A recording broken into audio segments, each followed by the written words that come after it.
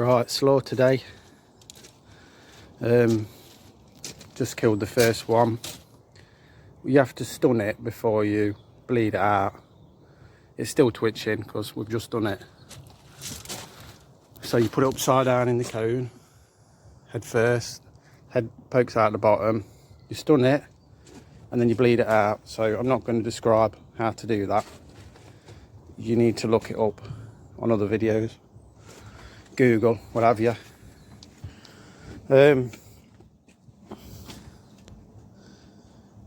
This is our scalding water.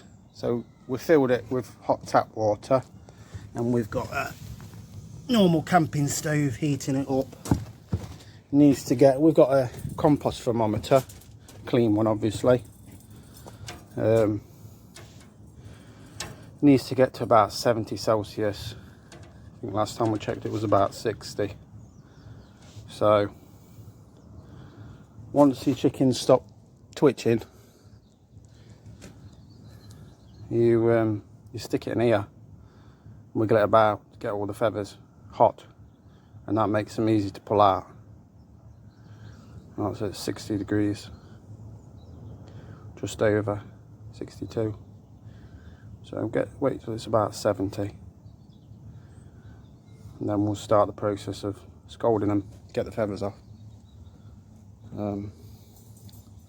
If you've never killed a chicken before, it can be quite daunting. And it's not the most pleasant of things, to be honest with you. But if you eat meat, then either you're killing it or someone else is. So yeah, we'll carry on in a minute. Right, with the longest part of it is the plucking. Once it's been in the scalder, it's quite easy. It's just time consuming. If you don't get every last pin feather out, don't know where you can pull them out before you cook it if you're keeping them whole. That's a finished bird. You can see the yellow in the skin because we've been giving it a bit of corn. And look at the colour of the feet. Obviously we've still got to gut them, but I'd say that's a good sized chicken.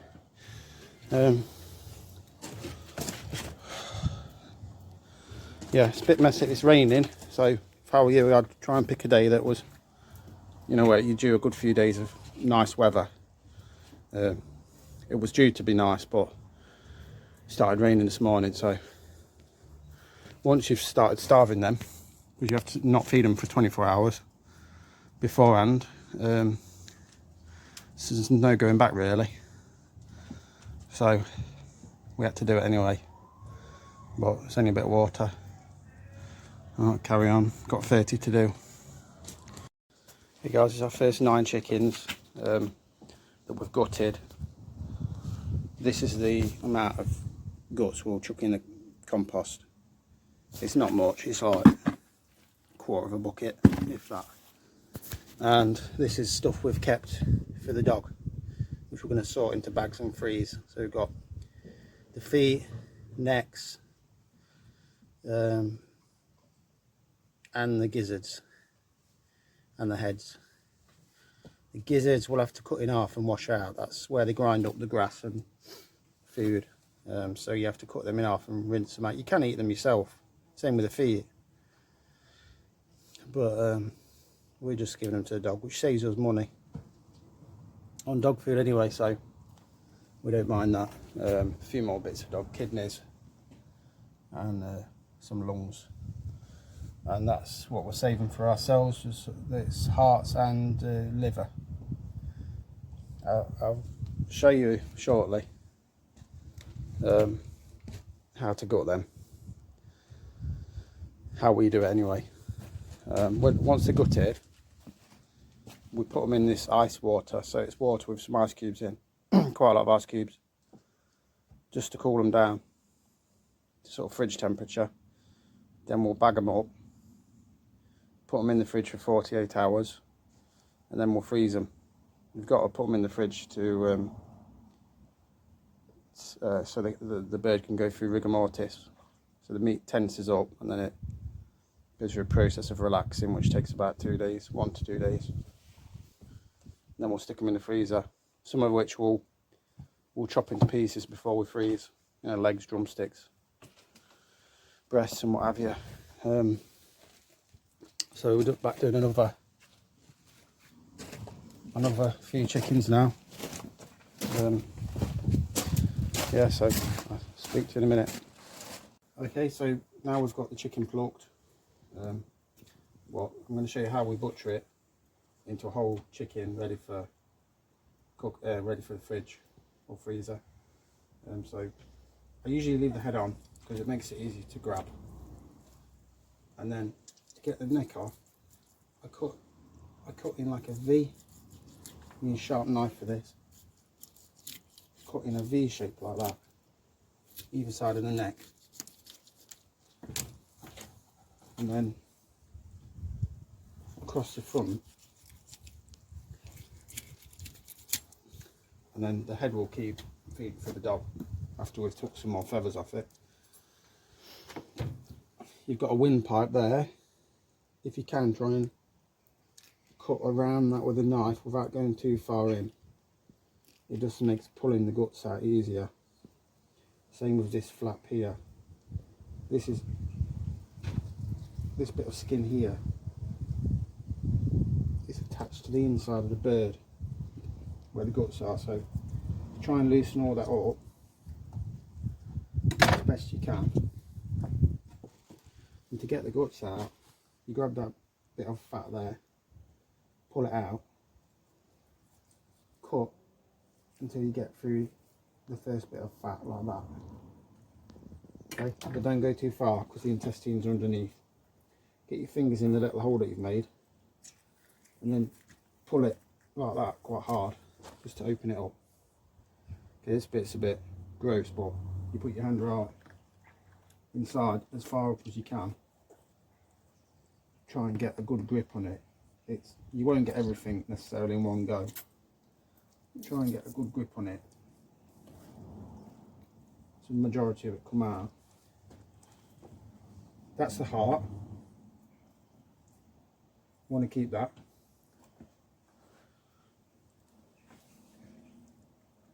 This is the liver. You've got to be careful of the liver because the bile duct's attached there. You don't want to puncture that ideally. So try and cut the liver in such a way that you leave the bile duct alone. Keep that. There's another half the liver here. Again, avoid the bile duct. We've got the gizzard, which we'll keep for the dog, so you just want to trim that up. It's got grass and stuff inside it, so you will see that. That's grass. It contains the rocks that the bird eats, the grit, and it uses the grit to grind up grass and other vegetation and food. But we'll cut that in half in the kitchen, take all the grass and grit out of it, and the dog will have that. Okay, so you've got the intestine, I think. You see the intestine's still attached to the bumhole. So you want to cut either side of the bumhole without going through it.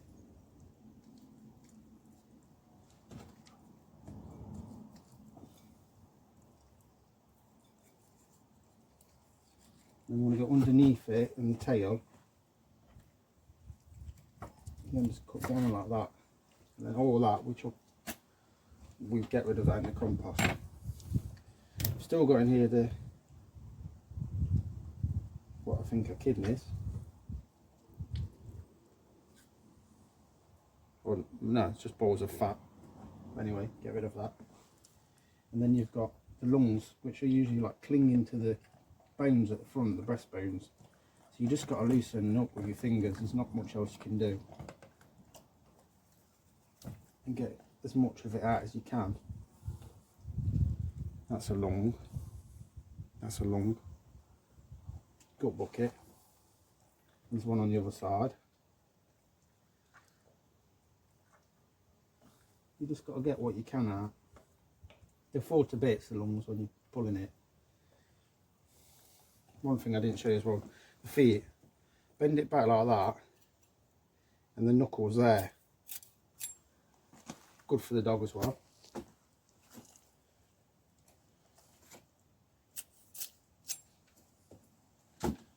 And then once you've got what you can out from inside, so if you look inside, it's still a bit messy.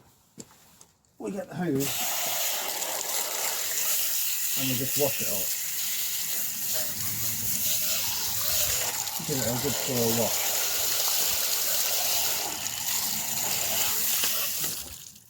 And as you can see, it's a lot cleaner inside now. And we put that in our ice water, which is pretty much full up now. A bucket of ice water. And then what we do in a moment, we've done half, we're going to pack them up and put them in the fridge, and then we'll do the other half. Same with this liver and hearts, we're going to get them away in the fridge, have a clean down, and then start on the other half of chickens. Okay guys, sorry we didn't include the bagging up bit. We're absolutely knackered. It's 7 o'clock at night and early. Been at it since before 10 o'clock this morning. It's 30 whole chickens gutted and plucked in bags in the fridge.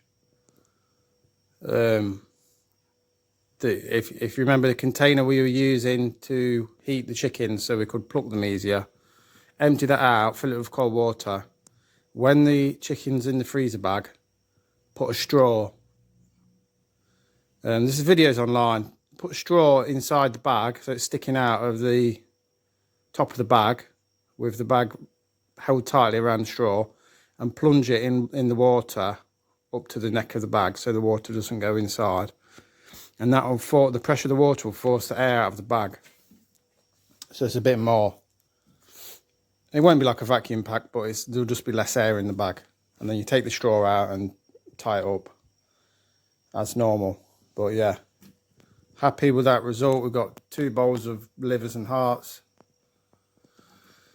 30 chickens obviously. Stay in the fridge for 2 days. You need to let them rest for 2 days in the fridge. You need to let them rest for 2 days in the fridge so that the meat tenderises, and then you can freeze it, eat it, whatever you want to do. Okay.